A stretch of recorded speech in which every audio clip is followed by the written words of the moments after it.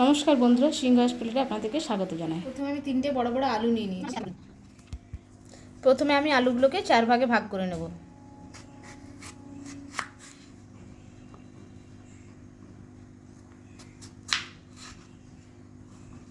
আলুগুলোকে আমি ভালো করে ধুয়ে নেব।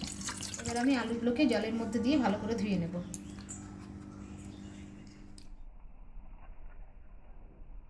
প্রথমে আমি ব্রেডের ধারগুলোকে কেটে এরকম ভাবে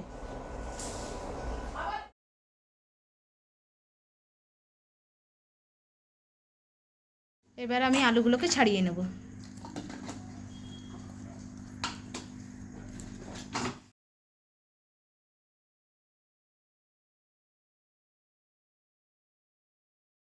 আলুগুলো ছাড়ানো হয়ে গেছে। কড়াইয়ে তেলটা গরম করতে দিয়ে, তেলটা গরম হয়ে গেছে, আমি পেঁয়াজগুলো দিয়ে দেবো।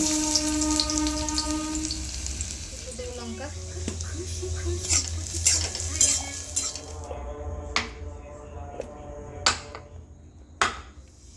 পেঁয়াজটা ভাজা হয়ে গেছে। এবার আমি আদা রসুনের পেস্ট একটু দিয়ে দেবো।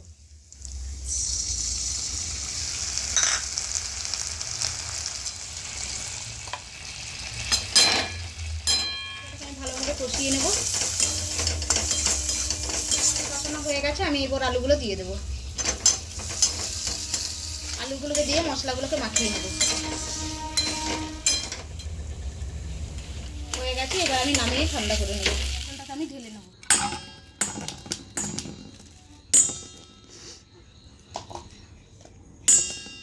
আমি জল দিয়ে দেবো। ব্যাটারটাকে গুলে নেব।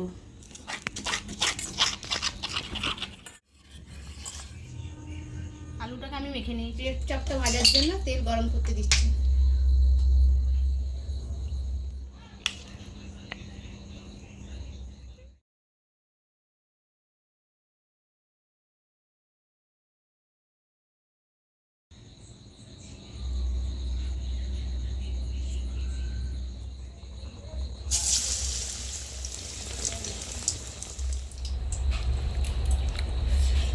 ভাজা হয়ে গেছে, এবার আমি তুলে নেব। তৈরি আমাদের ব্রেড চপ।